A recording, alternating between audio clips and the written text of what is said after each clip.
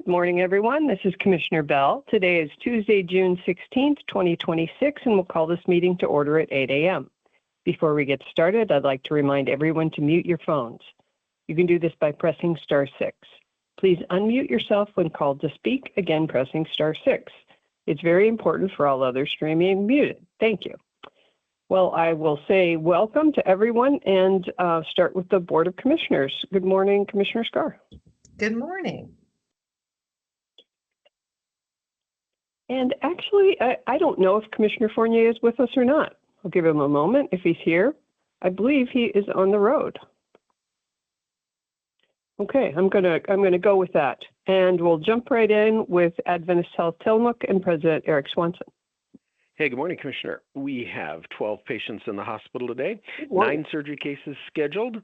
Ambulance crews did 6 911 transports yesterday, 1 transfer, no transports home. Couple things that have happened recently. The week of May 18th, we had the Joint Commission show up for their unannounced triennial survey of our hospital and clinics. They were here for 5 days doing the big survey with a life safety surveyor here for 2 days, and it was a very successful survey. Our staff performed excellent during the survey. You know, those things are really stressful when you're being watched in everything that you do, and our staff did amazing. The leadership did amazing, and we had a handful of findings that were all low or moderate with nothing that's repeated. So we're very proud of that survey, and we will correct the things that need to be corrected. Let's see, what else can I tell you? Had a great time last week when we went to the Tillamook Bay Community College pinning ceremony for 11 nurse graduates. The room was packed, standing room only. It was outstanding. TBCC did a great job honoring those graduates. My favorite part of the entire program was looking around the room and seeing a number of our nurses who'd been preceptors who just came to support the student nurse that they worked with. And I thought that was really wonderful and spoke highly of their professionalism and their interest in seeing the profession grow here in Tillamook. So way to go, Tillamook Bay Community College. Thank you. With that, unless you have questions, I'm going to go back on mute. Thank you, Eric. And thanks for the Adventist Health Tillamook's commitment to the TBCC nursing program. We couldn't do it without you. Yeah, we love it. Love to see those new nurses. It's great.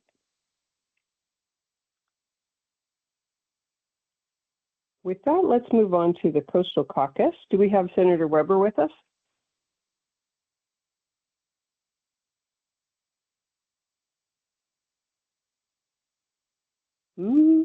Giving her a moment to unmute if she's here.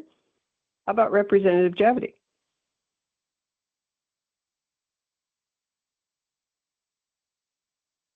Well, if they happen to join us late, they are welcome to jump in, and let's move on to Tillamook County Community Health Center and Camille Sorensen. Good morning. June is National Safety Month, as I've been talking about the last couple of weeks. And while the recent extreme heat event has passed, we are likely to experience more as the summer is just getting started. Do you know what health-related issues to watch for during extreme heat events? Such as, what is heat illness? Heat illness is a medical condition resulting from the body's inability to cope with a particular heat load and include heat cramps, heat exhaustion, heat syncope, and heat stroke. Heat stroke is a high body temperature, 103 degrees Fahrenheit or higher, that shows up with hot, red, dry, or damp skin, fast, dry pulse, headache, dizziness, nausea, confusion, and losing consciousness. Heat exhaustion includes heavy sweating, cold, pale, and clammy skin, fast, weak pulse, nausea, vomiting, muscle cramps, tiredness or weakness, dizziness, headache, and fainting. Heat cramps are evident by heavy sweating during intense exercise and muscle pain or spasms, sunburn, painful red and warm skin, blisters on the skin. A heat rash is red clusters of small blisters that look like pimples on the skin. If you see anyone with signs of overheating, move them to a cooler location if you can. Have them rest for a few moments and give them a cool beverage to drink slowly, non-alcoholic, of course. Get medical attention for them immediately if they do not feel better or if they are throwing up.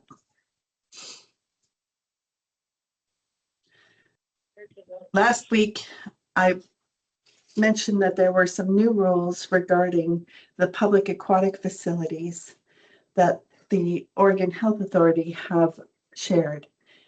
Just after I shared that information, the Oregon Health Authority updated the requirement regarding swimmers under 14. And now the change is they are making a recommendation versus a requirement that all swimmers under age 14 be supervised by a person 18 or older at all public pool facilities. Again, they changed from a requirement to a recommendation that swimmers under 14 be directly supervised by someone aged 18 or older. It's kind of funny that update came like an hour after I shared it last week. Then we just want to remind everyone that Tillamook County Health Center is scheduling dermatology appointments with Dr. Westrom and Dove Rainbow that will begin seeing dermatology patients on July 15th and through October 21st at the Main Street Clinic location. If you're interested in making an appointment, you can call 503-842-3900 to make your appointment. And finally, Tillamook County Community Health Center offices and clinics will be closed on this Friday, June 19th, in honor of Juneteenth. We will open again on Monday for our usual hours. And that is my report for today. Thank you, Camille. I appreciate your report. Welcome. Let's move on to the Nehalem Bay Health Center and Pharmacy and Gail Nelson. Yes, good morning. A few announcements Good morning. from the Nehalem Bay Health Center and Pharmacy in Wheeler. Yes, thank you. First of all, renovations continue, and to help with that process for the pharmacy, there are some Fridays that we will be closed in the pharmacy, not the entire building, just the pharmacy, on June 26th, July 10th, and July 17th. Again, that is the pharmacy only. Renovations will be happening on those days and also the weekend to accommodate what needs to be done in the pharmacy. And otherwise, we do have a new provider. She will be starting with us in July, so we're very excited. More information when it's available. And she is a nurse practitioner. Otherwise, if you have any questions or would like more information, please give us a call at 800-368-5182. And that's it for me this morning. Thank you. Thank you, Gail, and congratulations on your new provider. We look forward to learning more about that person. Thank you. You're welcome. Let's move on to Tillamook Family Counseling Center and Amanda Bunger. Hello, everybody. I wanted today to talk about June is Men's Health Month, and men are often less likely to seek mental health support than women. In fact, according to NAMI, men die nearly 4 times.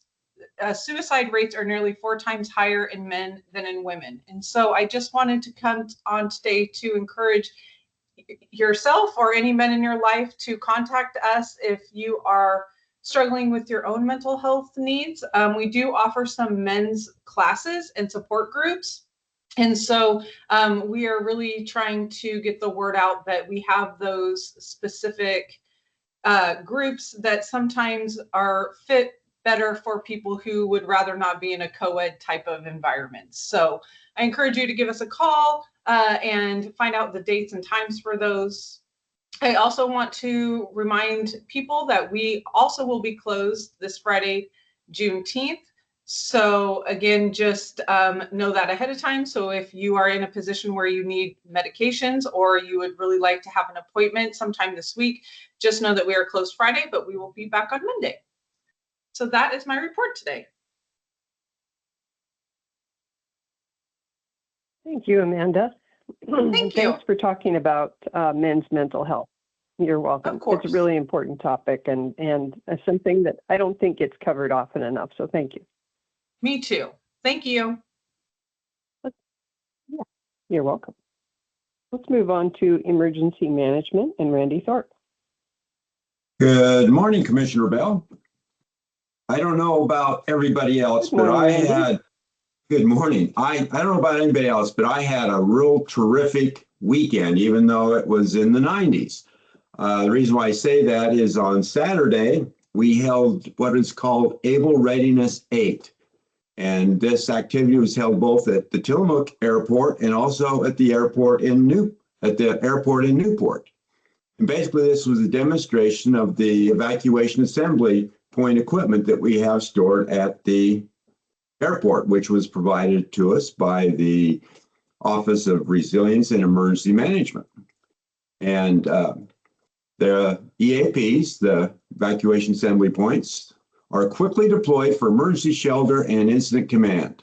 This is to assist in the evacuation of all individuals that need medical facilities outside of the county and also helps with reunification outside the county.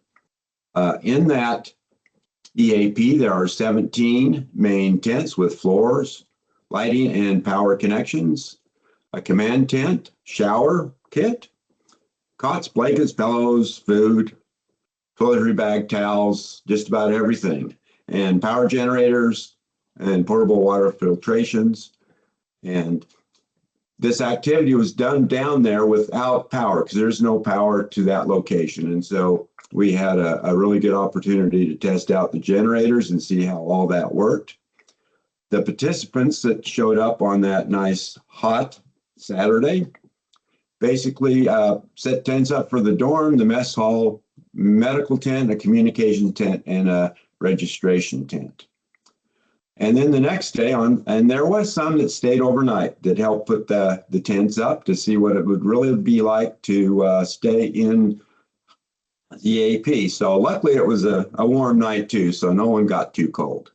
And then the other thing that happened on Sunday, I don't know how many people are familiar with it, but it is called Well Run 2026 Cascadia Airlift Exercise.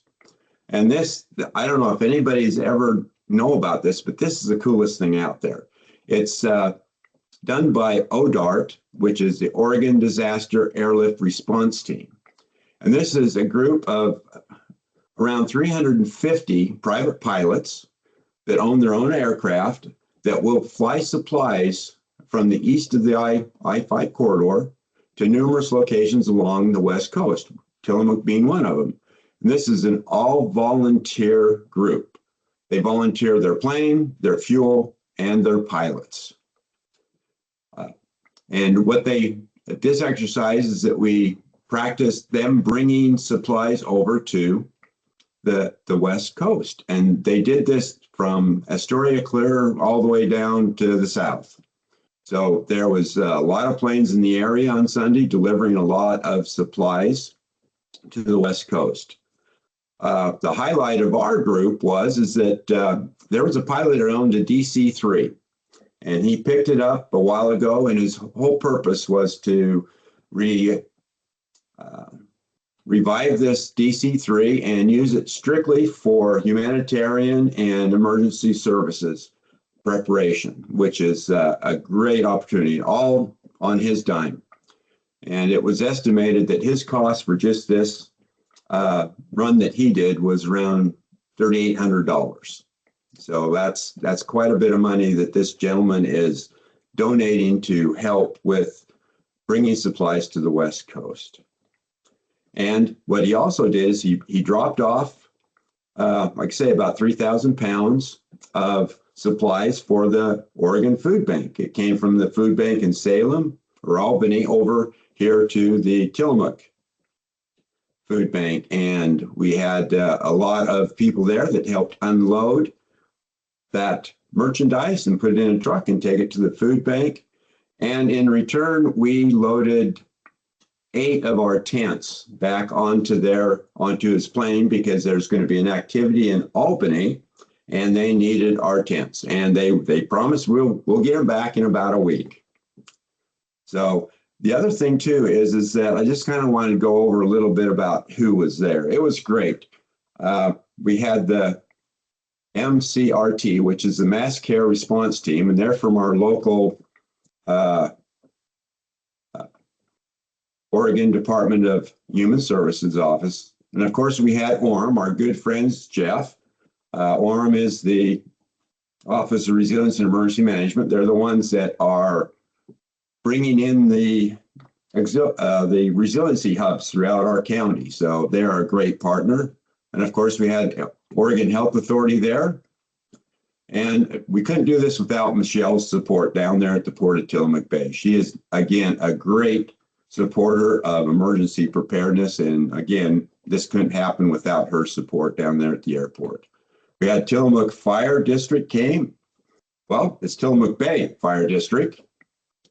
They filled up our ballast for our shelters because we couldn't drive pegs into the concrete. I think Michelle would have probably banned us for life if we did that.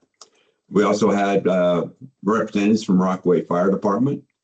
Civil Air Patrol was there, another great partner, and that's a big thanks to Deb Maynard and her staff because they brought 6 cadets to help pull this exercise off. And we actually had a participant come down from Arch Cape, Falcon Cove, to see how things are done down here. And of course, DLX personnel, they're the ones that make the shelters. We had some news crews there. We had the Tillamook Emergency Volunteer Corps there. And our good friend and buddy, Dave Sears from the South Tillamook County Emergency Volunteer Group was also here. And a big shout out to John and Velda Handler. They brought down the Medical Reserve Team's trailer for communications and also for a little bit of medical support that we had. They were the ones that were in the medical tent. And we had a few citizens from Tillamook County. And then we were not surprised because we knew she would be there because she is extremely supportive of everything we do in this county, emergency preparedness wise. And that was Commissioner Mary Faith Bell.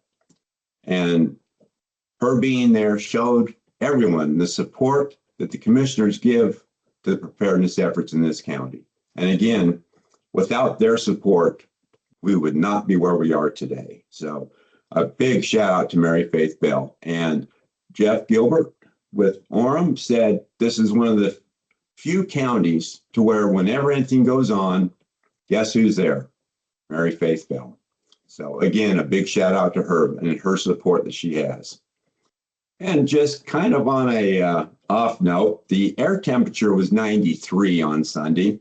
And somebody had one of those little temperature laser type thingies. And we took the temperature of the tarmac and it registered in at 131 degrees. So thanks a lot to those people that were there and were dealing with that type of heat. Luckily, Orem was there. They had plenty of water. They had some packets of electrolytes, and they were always make sure everybody was well hydrated and taken care of. And we went through this whole thing, and there was not any medical emergencies that happened, which was great. And again, this just shows how great our county is to where everybody comes together to support an effort like this. It's just not one organization or two, it's the entire county. And so that's what another thing that this exercise this weekend showed is just how great our county is in coming together with everything emergency preparedness. And with that, I'll turn it back to you, Mary Faith.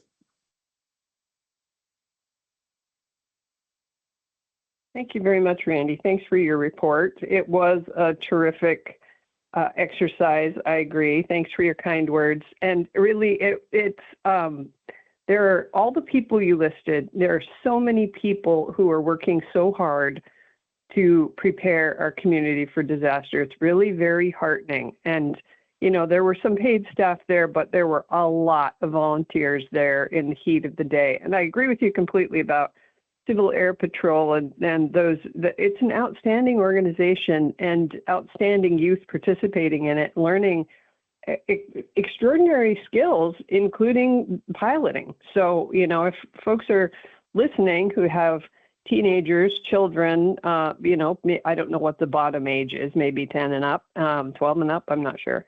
But young kids who, or grandkids, you might check out Civil Air Patrol. It was, I'm just really impressed with the organization and with the youth who are involved in it and the opportunities that they get. So with that, let's bounce over to the Board of Commissioners and Commissioner Scar. Thank you. Good morning. Well, I'm going to touch on a couple of things today. So I'm going to start with the Tillamook Working Lands and Waters tour that we had Monday and Tuesday of last week. It was a great opportunity. We do our Tillamook Working Lands and Waters tours in Tillamook County once or twice a year, and we typically do a forestry site, a farm site, and a fishery site. And this time we partnered with Clatsop County, so we were able to do more in-depth tours in Tillamook County, specifically at a local dairy and at our local Trask River fish hatchery. And then the second day was held in Clatsop County, where they did a deeper dive on forestry. And what was really fantastic, this tour was larger than we've seen in quite a while. We had 58 people come to our tour, which was great. We've been averaging closer to 25, so it's really fantastic. And many of those were legislators and legislative staff, and not just from our district, which was the best part, was we had staff from the metro area for our legislators, and in fact, a couple of legislators as well from the metro area. And the Tillamook Working Lands and Waters tours are intended to be educational.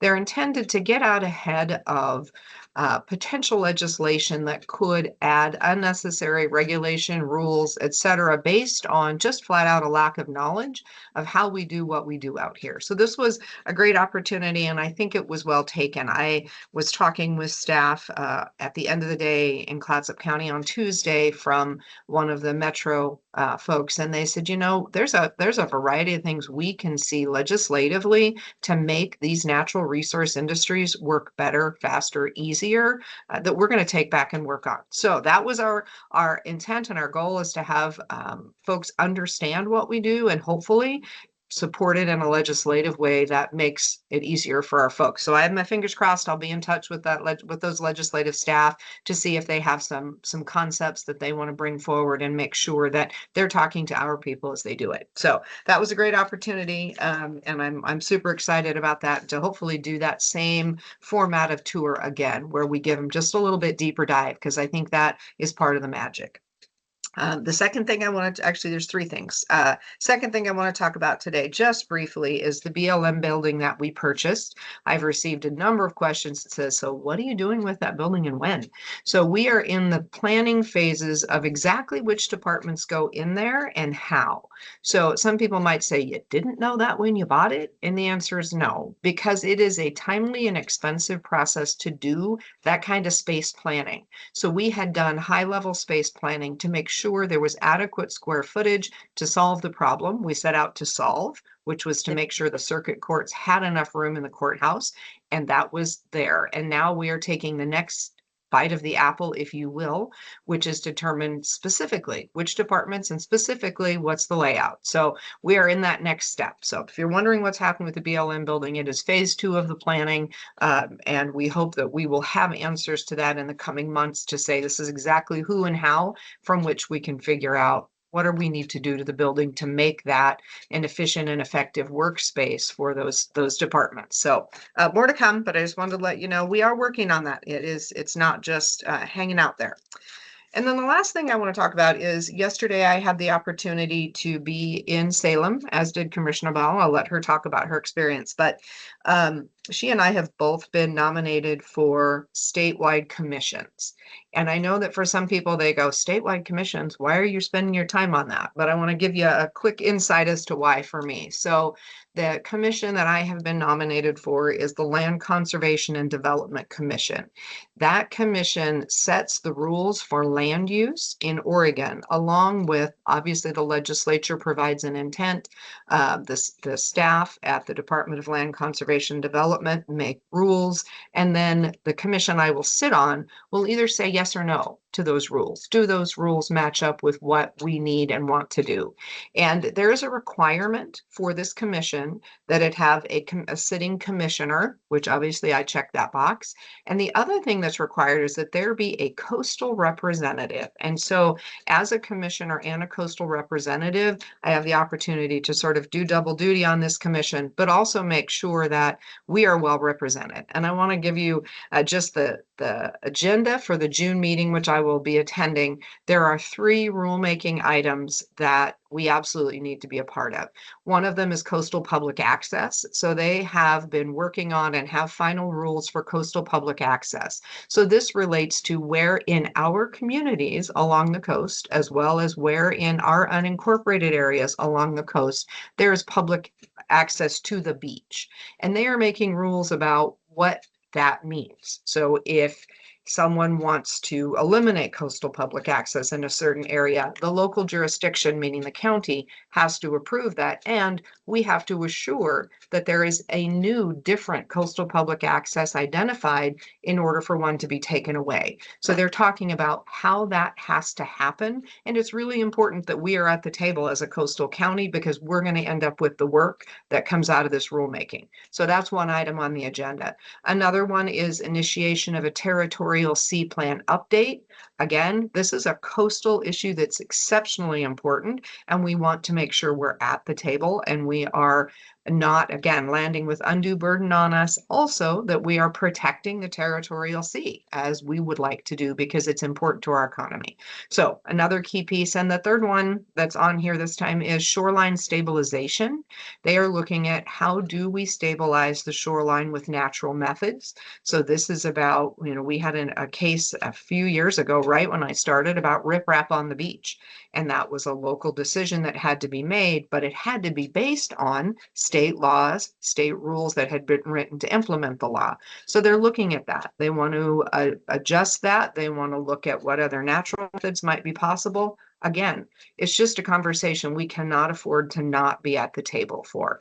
So I am honored to be nominated for this position, and I can see, just like I said in my very first meeting, why it's so important to Tillamook County that I be there. So they will be making their final decision. I believe it is on Wednesday of this week at the state level, and hopefully I will be able to say next week that I have been appointed and that I will be there representing. But that is certainly the path that it looks like I'm on. So with that, I will turn it back to you, Commissioner Bell. Thank you. Well, I'll talk about that also. I was also there, as Commissioner Scar mentioned, for the Senate confirmation hearing, and I've been nominated to the board of the Oregon Department of Geology and Mineral Industries, DOGAMI for short, and it's a governor-appointed board. So the process is we applied. We were recruited to apply. We applied, and then the process moved through several channels, and yesterday arrived at Senate confirmation hearing. So those senators heard our presentations, and they will recommend to the governor to appoint, or possibly not to appoint. So I don't know how often they don't appoint, but that's certainly possible. So it's not done until it's done. The process was fascinating. I felt for the senators who were listening to us, because they must do those in batches. I don't know if it's annually or semi-annually, but there were 87 people. There were 87 nominees that the senators were engaging with. So it was interesting. I'm delighted to be considered to the DOGAMI board. And DOGAMI specifically, the local application is huge. DOGAMI is responsible for the science that drives tsunami preparedness and earthquake preparedness. So DOGAMI, for example, is the department or organization that did the LiDAR mapping that mapped the tsunami inundation zones all along the coast.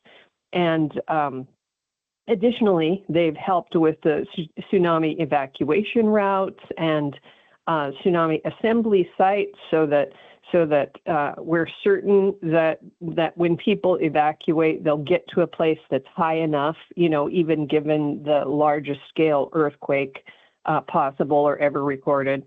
And tsunami, they also do rather landslide mapping, which is fascinating. They can tell from LiDAR and other technology, they can tell the areas that have slid previously. And so a practical application for that we've just used recently is we've looked at the DOGAMI landslide information to determine where to place emergency cache sites so that if in the event of a giant earthquake, we're not sending people to a place that will likely have slid in a landslide because of the earthquake. So there's all kinds of coastal applications, and there really should be a coastal representative on the board, and I'm thrilled to be considered for the position. It'll be fascinating to learn about, not just about that, but also about DOGAMI's work in the rest of the state. So, for instance, Commissioner Scar shared with us recently that there are a couple of proposed gold mines in southern Oregon, and DOGAMI regulates the mining industry. So it'll be fascinating to learn about other places also and to represent us here. So I hope to be appointed to that board, and we'll see. Hopefully we'll be able to tell you next week. I also just wanted to mention a couple other things quickly. The TBCC graduation was fabulous. Congratulations to all the grads and to their families, to their support systems. It was, I've been on the board now for about 13 years. And so I've been to a lot of graduations, and it never gets old. It's really one of the highlights of my year because it's so meaningful. The community education is so very meaningful. There's a broad range of graduates who, what I love about community college is that it's for absolutely everyone who wants an education.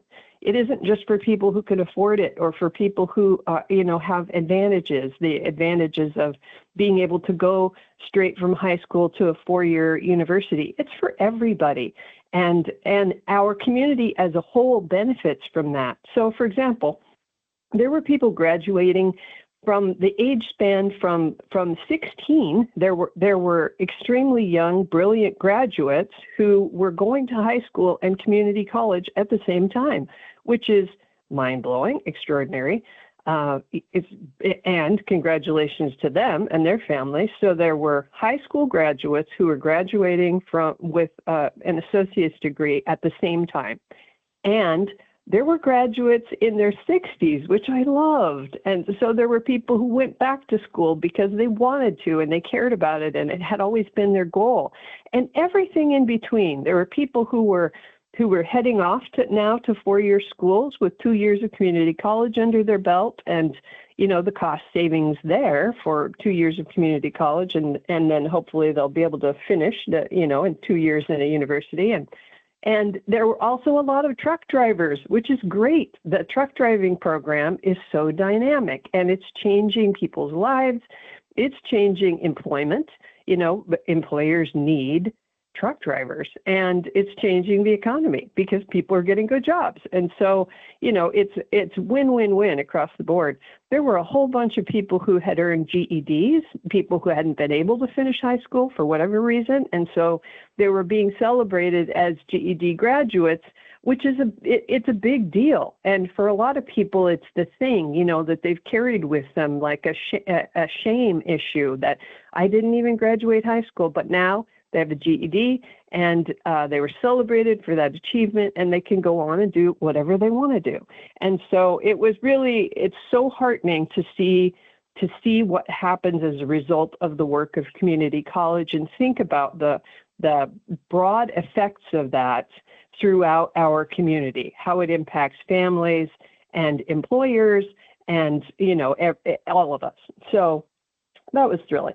And the last thing I want to mention is the Fair Board. We have an opportunity for 3 new Fair Board members. And I want to just ask the community to think about whether you or someone you know might be a good fit for the Fair Board. I think widely our community loves the fair. We have the best fair in the state, and hands down. And a lot of people take off the week of the fair and plan to be there and plan to do things like our community embraces the fair like no place else I know of. And so, but the Fair Board is so important to that work. And so there's all kinds of opportunity for the fair. Of course, animal husbandry, animal science, of course, that background is helpful, but it's also not necessary.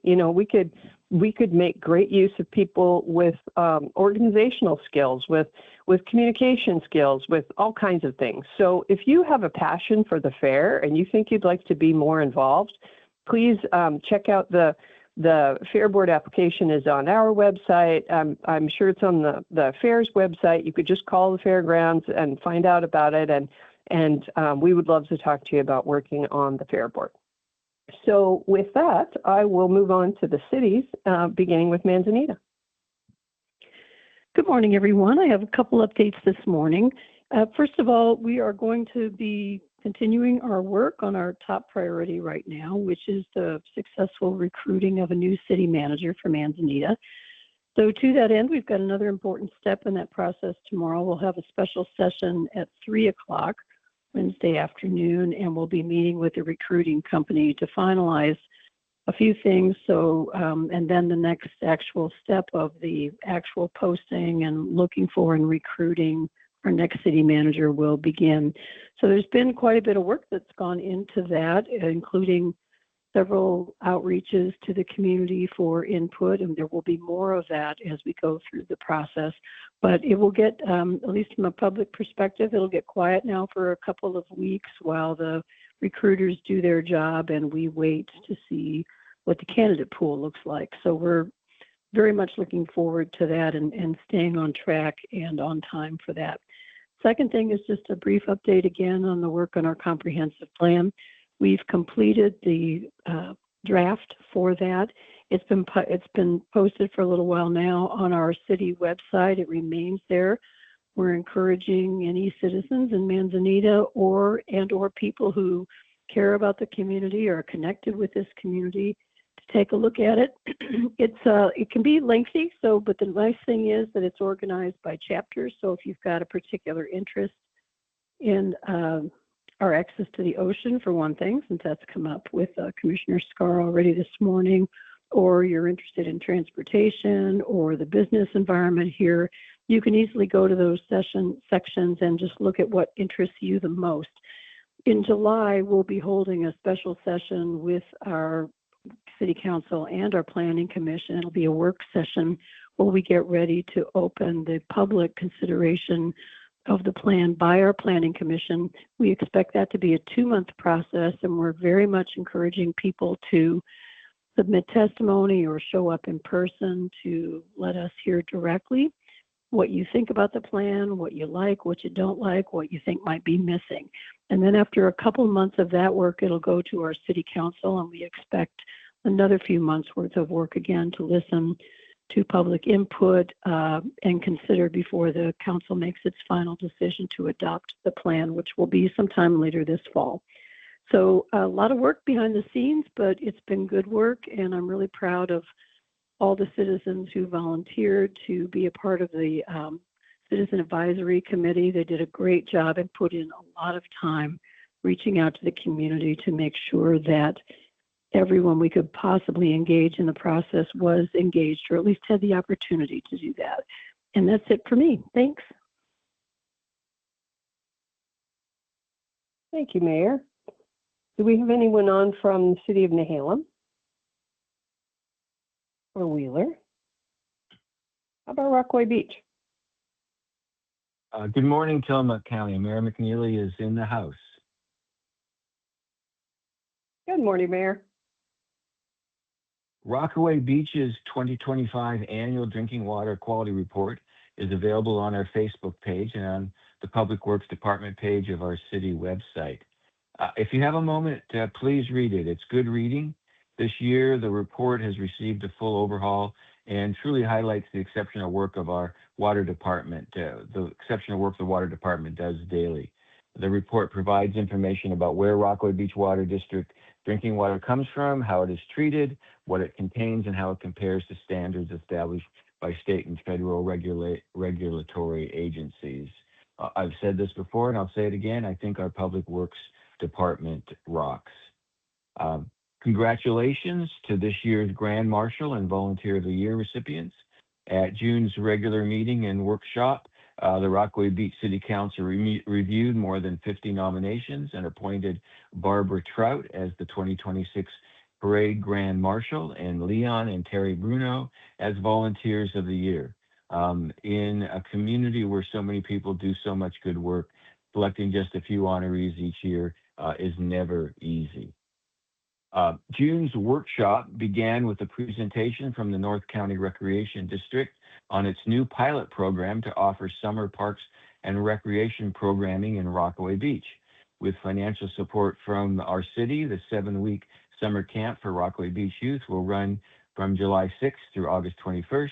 The program will be free of charge and will include trips to NCRD's new aquatic center.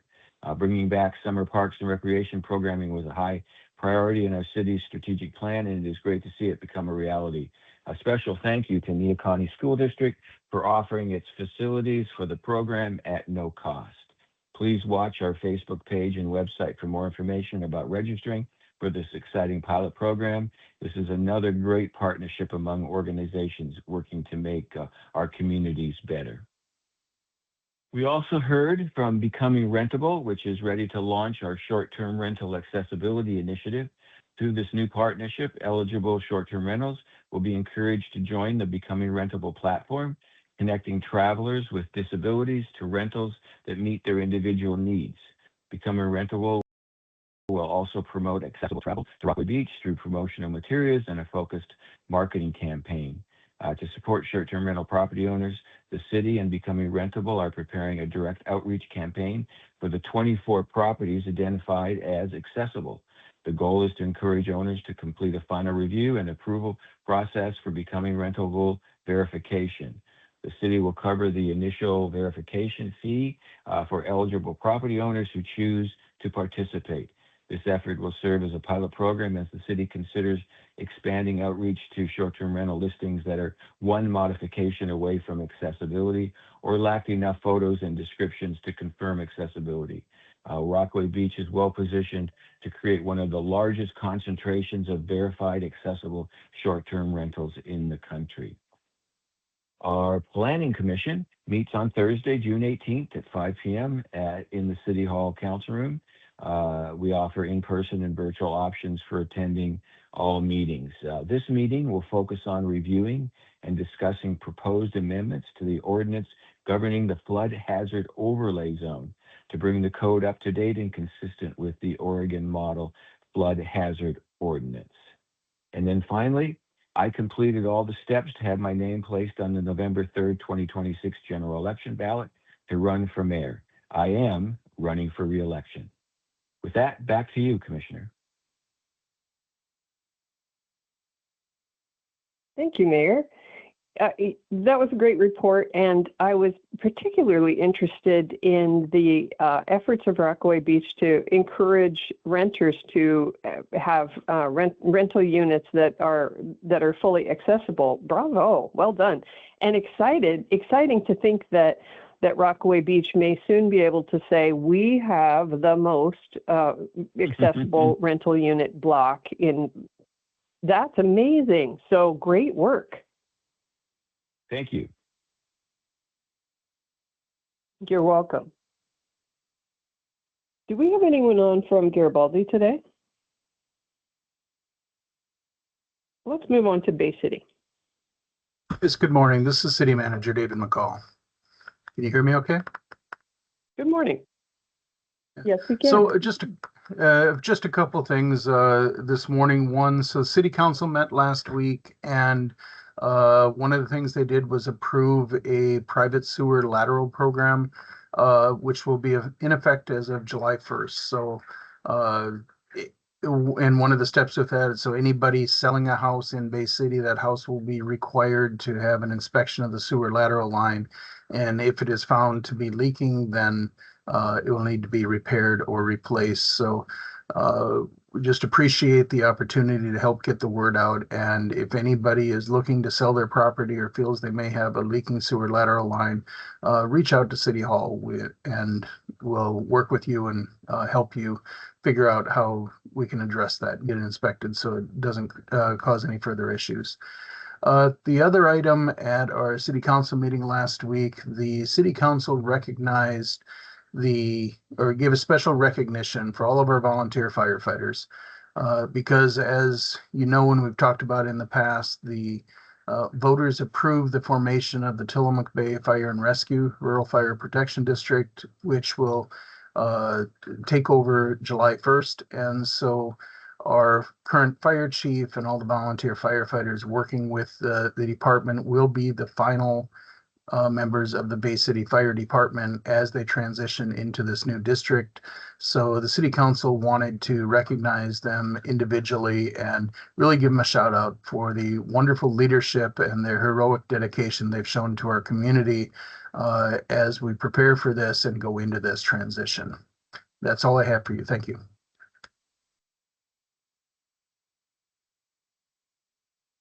Thank you, Dave. Let's move on to the City of Tillamook and Sean Lewis. Good morning, Commissioners. Good morning. So last night, our City Council approved a supplemental budget change for fiscal year 2025 and 2026 and adopted our 2026-2027 fiscal year budget. We're grateful for all those who served on our budget committee and for the ability we have to keep the city operating going on. They also adopted a new community development fee. This is not anything new. What this is for is on our business licensing.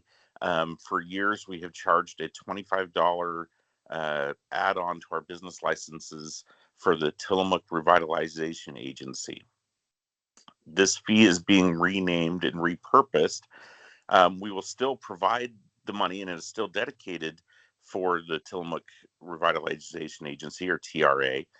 However, we're renaming it so that at the City Council's discretion, other organizations that may have an interest in downtown or the city may be able to use funds from this fee. So far, we don't have any of those, and we will be working with TRA to continue to provide the funds that they use for many of their downtown events. So really just a formal change, not a substantive change in how the city is operating.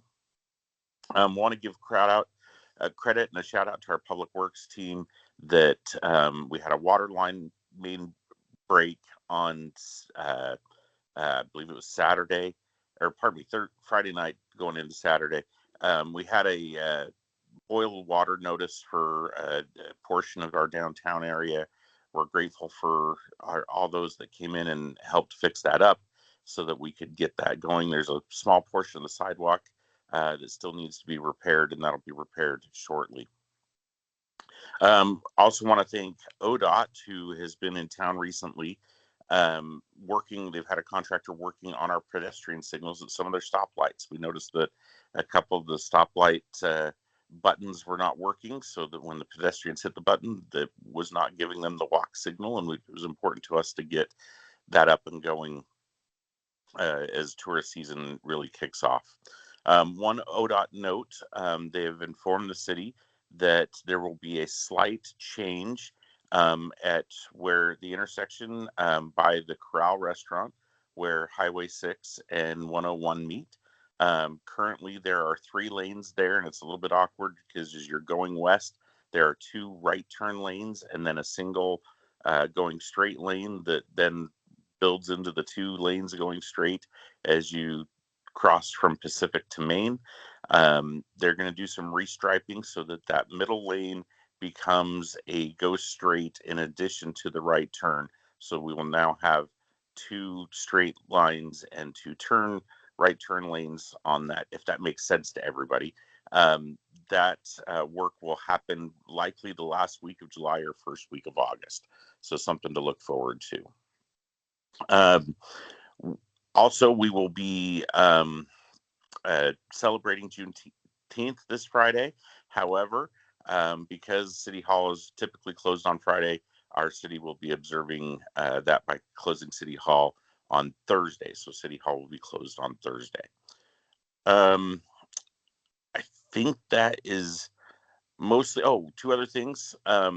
We're looking forward to the June Dairy Parade that'll happen on the 27th. And then our first movie in the park, this is a little bit further out, but our first movie in the park is set for July 24th at Goodspeed Park. And we'll have further announcements of that later. Other than that, that's our report from the city of Tillamook today. Thank you very much, Sean.